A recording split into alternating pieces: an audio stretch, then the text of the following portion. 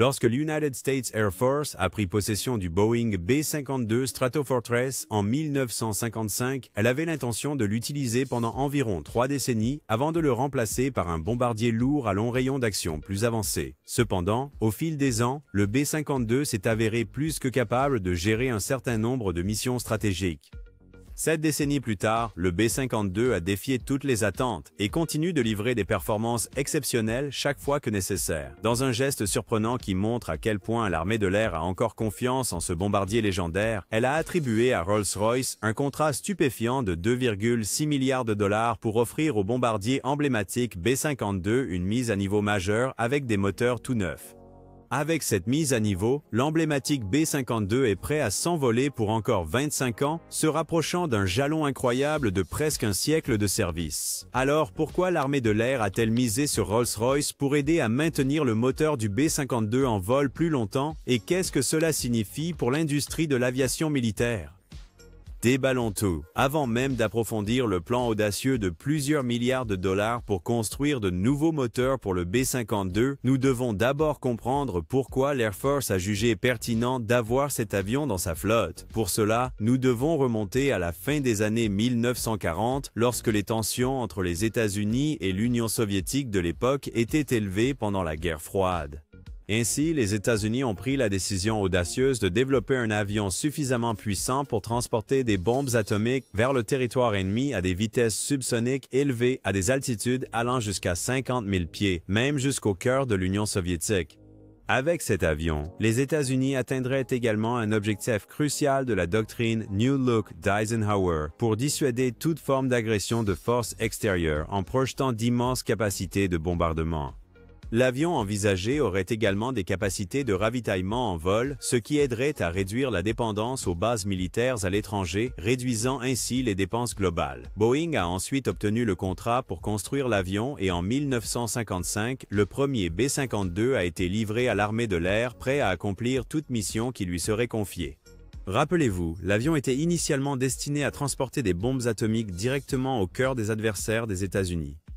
Cependant, avec le temps, l'armée de l'air a réalisé quelque chose qui allait changer à jamais la dynamique de l'aviation militaire. Il est devenu évident que le B-52 était également capable de gérer plus que ce pour quoi il était initialement prévu. Par exemple, pendant la guerre du Vietnam, il a été utilisé pour décharger des charges massives de bombes conventionnelles sur des cibles ennemies. Dans des missions comme l'opération Arclight, il a anéanti des routes d'approvisionnement et frappé des bases ennemies d'une manière que personne n'aurait jamais imaginée. Et ce n'est pas tout. Il s'est également avéré utile pour le soutien aérien rapproché dans des endroits comme l'Irak et l'Afghanistan.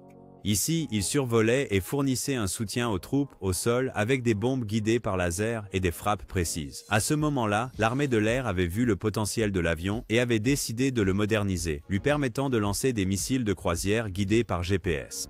Cette mise à niveau s'avérerait cruciale dans des missions vitales telles que l'opération Tempête du désert. Dans les années 1980, le B-52 a également été utilisé pour le mouillage de mines navales et la surveillance océanique, où il a aidé à suivre les navires et à refuser l'accès ennemi à des voies navigables clés.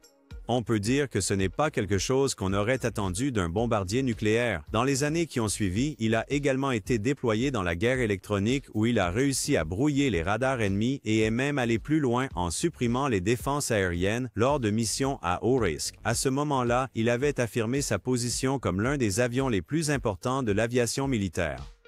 De son côté, l'armée avait également décidé de continuer à le moderniser. Cela explique pourquoi il y a eu un total de 8 variantes au fil des ans, nommées de A à H. En 2025, seule la variante H reste en service avec 76 d'entre elles encore en vol. Passons maintenant aux moteurs qui ont permis à ce guerrier de la guerre froide de fonctionner pendant les 7 dernières décennies. Sous ses ailes, le B-52 embarque un total de 8 turboréacteurs Pratt & Whitney TF-33. Ce moteur est pratiquement la version militaire du populaire GT3D2. Lancé pour la première fois en 1958, il a ensuite été adapté à un usage militaire, après quoi il a commencé à propulser les bombardiers B-52H au début des années 1960. Depuis lors, il a accumulé un palmarès légendaire, enregistrant plus de 72 millions d'heures de vol. Sur les plus de 1100 moteurs que Pratt & Whitney a produits au fil des ans, plus de 800 volent encore aujourd'hui. En parlant de chiffres, chaque moteur TF33 est à faible taux de dilution et présente une conception à flux axial à 2 corps avec 2 étages de ventilateurs. Dans ce cas, une plus petite partie de l'air circule autour du cœur du moteur, tandis que la plupart passent directement par la section de combustion. Cette configuration produit une vitesse d'échappement plus élevée, ce qui est essentiel pour la vitesse et la performance, des aspects qui font du B-52 une pièce inégalée de l'aviation militaire. Quand nous parlons d'une conception à flux axial à 2 corps, nous voulons dire que le moteur est construit autour de 2 arbres rotatifs principaux. Un arbre est responsable de la gestion de la section basse pression, y compris le ventilateur et la turbine basse pression, tandis que l'autre alimente le compresseur et la turbine haute pression. Avec cette conception, chaque section du TF33 tourne à sa vitesse optimale, améliorant ainsi l'efficacité et la réactivité, surtout à haute altitude. Chacun de ces moteurs produit un total de 1000 livres de poussée et possède 14 étages de compresseurs, ce qui le rend extrêmement puissant et parfaitement adapté au bombardier B-52. Ces spécifications signifient que le B-52 peut atteindre une vitesse maximale de 650 miles par heure et voler jusqu'à 7652 miles nautiques sans avoir besoin de ravitaillement. Cependant, bien que ces moteurs aient servi efficacement le B-52 pendant toute sa durée de service actif, il est évident que l'âge les rattrape. Cela signifie que leur entretien et leur réparation deviennent plus coûteux pour l'armée de l'air. Et cela nous amène au problème suivant, la nécessité de les moderniser pour que le B-52 fonctionne plus longtemps. Chapitre 2. La modernisation des moteurs tant attendue. À mesure que l'industrie de l'aviation militaire évolue, de nouveaux moteurs plus économes en carburant apparaissent. Il va donc sans dire que l'une des raisons pour lesquelles l'armée de l'air a pris la décision de les changer est liée à la durabilité. Étant un ancien moteur, le TF33 est relativement non durable car il repose sur une technologie obsolète à tel point que Pratt & Whitney a déjà cessé son développement. Au lieu de cela, l'entreprise a décidé de se concentrer sur des moteurs plus récents et plus économes en carburant qui s'alignent sur les normes actuelles de durabilité et de modernité de l'industrie. Au fil du temps, l'approvisionnement en pièces de rechange et composants pour les moteurs TF33 vieillissants deviendra de plus en plus difficile et financièrement insoutenable, principalement en raison de l'obsolescence et de la réduction des chaînes d'approvisionnement. En fait, une note de service de la propulsion de l'armée de l'air de 2017 prévoyait qu'en raison de la disponibilité décroissante des pièces de rechange et des composants, le soutien pour le moteur TF33 ne serait viable que jusqu'en 2027. C'est un défi logistique et budgétaire que l'armée de l'air vise à anticiper par une modernisation précoce. Les moteurs TF33 limitaient également l'agilité opérationnelle du B-52. Voici comment. Vous voyez, la capacité de pousser de chaque moteur signifiait une chose. Cet avion avait besoin d'une piste assez longue. En tant que tel, il était uniquement limité aux emplacements disposant de pistes suffisantes pour l'accueillir. En plus de cela, ces moteurs signifiaient que sa charge utile était quelque peu limitée, plafonnée à seulement 70 000 livres. Selon les experts en aviation militaire, la structure du B-52 est plus que capable de supporter une charge utile plus importante que cela grâce à des renforcements significatifs qui ont été réalisés au fil des ans. Cependant, pour que l'avion atteigne ces chiffres, il a besoin de moteurs plus puissants que le TF-33. De plus, nous ne pouvons pas ignorer le fait que les technologies modernes ont tellement avancé qu'essayer de les intégrer dans une ancienne plateforme comme le TF-33 est pratiquement impossible. Par exemple, les moteurs modernes sont équipés de systèmes de contrôle numérique complet de l'autorité du moteur qui permettent une gestion précise de la poussée et une efficacité énergétique, ce que les anciens moteurs comme le TF-33 ne possédaient pas. De plus, ils présentent une meilleure efficacité thermique, des chambres de combustion à faibles émissions et des systèmes avancés de surveillance de l'état qui détectent les problèmes avant qu'ils ne deviennent des problèmes graves pouvant entraîner des conséquences catastrophiques. Ces innovations améliorent non seulement les performances et réduisent la consommation de carburant, mais elles renforcent également la sécurité des vols et réduisent les coûts de maintenance. Maintenant, si l'armée de l'air veut tirer parti de tout cela, elle doit prendre la décision difficile de rééquiper le B-52 et d'installer une nouvelle centrale qui intègre toutes ces avancées. Ce n'est qu'en faisant cela qu'elle atteindra l'objectif de voir l'avion continuer à voler pendant un quart de siècle de plus. Comme prévu, l'armée de l'air ferait de grands efforts pour rééquiper le B-52. Étonnamment, il a décidé de ne pas attribuer directement le contrat de remotorisation à Pratt & Whitney. Au lieu de cela, il a invité des propositions d'autres grands fabricants de moteurs d'avion, y compris General Electric et Rolls-Royce. À la fin, l'armée de l'air s'est retrouvée avec 3 options de moteurs. Le Pratt & Whitney PW8Sense, le General Electric CF3410 dans le passeport et le Rolls-Royce F130. Finalement, tout se résumait à un élément, un moteur qui pouvait facilement s'intégrer dans la configuration existante du B-52 sans nécessiter une refonte massive. Cet aspect simple signifiait que les moteurs de General Electric et Pratt & Whitney n'étaient pas des options. Ils étaient plus lourds et cela menaçait les charges structurelles sur l'aile et le pylône. Cela augmentait également le risque de rencontrer des problèmes de contrôle comme une autorité de gouvernail insuffisante lors de scénarios de panne moteur ainsi que des recablages complexes et une refonte des systèmes de carburant et d'accélérateur, ce qui augmenterait les coûts et les risques de développement. Après ces considérations, le moteur à double flux à fort taux de dilution Rolls-Royce F130 a été sélectionné. Au cœur, le F130 est un dérivé de la famille de moteurs BR de la société qui équipe des avions commerciaux tels que les jets d'affaires Gulfstream G650, G650ER et les futurs G700 et G800. Il alimente également certains avions militaires tels que le C-37 et l'E-11 BACN Special Mission Aircraft. Il a une puissance de 17 000 livres de poussée, tout comme le TF-33 qu'il est destiné à remplacer et est 30% plus économe en carburant que son prédécesseur. Avec de tels niveaux d'efficacité, l'armée de l'air est prête à réaliser des économies de carburant significatives et, par conséquent, à économiser des sommes substantielles à long terme. Mais les avantages vont au-delà de la réduction des factures de carburant. En fait, cette augmentation de 30% de l'efficacité énergétique donnera également au B-52 un sérieux coup de pouce en termes de performance opérationnelle. Avec une consommation de carburant réduite par mission, l'avion sera désormais capable de parcourir de plus longues distances sans ravitaillement, prolongeant ainsi son rayon d'action et son temps de stationnement. De plus, l'amélioration de la réactivité du moteur et de l'efficacité poussée-poids signifie que le B-52 pourrait potentiellement décoller de pistes plus courtes, offrant des options de déploiement plus flexibles à travers le monde. Cela sera particulièrement utile dans les zones où les États-Unis n'ont pas une présence massive en termes de bases militaires.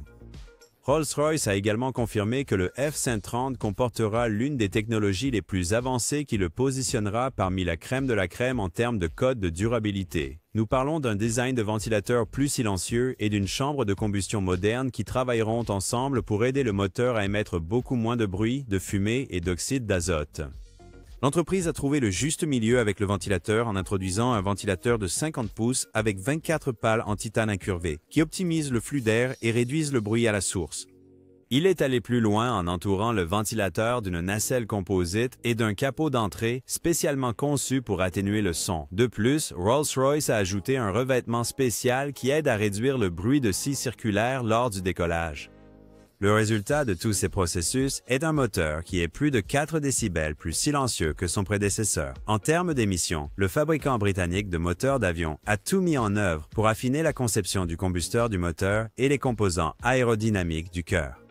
Plus précisément, le moteur a été conçu de telle manière que le compresseur haute pression comporte 10 étages avec 5 blisks en titane léger et des surfaces d'écoulement optimisées en 3 dimensions, y compris des bords d'attaque elliptiques. Avec ces aspects, le F130 est maintenant mieux positionné pour améliorer l'efficacité de la combustion tout en minimisant la consommation de carburant. De plus, Rolls-Royce a introduit une turbine haute pression à 2 étages avec contrôle actif du jeu en bout. Ce mouvement garantit une étanchéité plus serrée à l'altitude de croisière, réduisant ainsi les fuites de gaz chaud et améliorant encore l'efficacité énergétique. Un autre facteur qui place ce moteur dans une classe à part est sa durée de vie incroyable sur l'aile. C'est le terme utilisé pour désigner les travaux de maintenance et de réparation généralement effectués sur un moteur d'avion alors qu'il est encore attaché à l'aile. Inutile de dire que la durée de vie sur l'aile permet d'économiser du temps, de la main-d'œuvre et de l'argent. Dans les milieux militaires, la capacité sur l'aile améliore la disponibilité opérationnelle et rend les opérations à long terme beaucoup plus efficaces. Maintenant, revenons au F130. Rolls-Royce a confirmé que ce moteur est conçu pour ne jamais nécessiter de retrait pendant la durée de vie opérationnelle de ce bombardier légendaire. Au lieu de retirer tout le moteur de l'aile pour des révisions majeures, les techniciens peuvent remplacer des unités plus petites, remplaçables en ligne, directement sur la ligne de vol. C'est un avantage significatif pour l'armée de l'air car cela indique des cycles de maintenance simplifiés, des heures de travail réduites et une disponibilité opérationnelle globale de la flotte et une efficacité des coûts améliorée.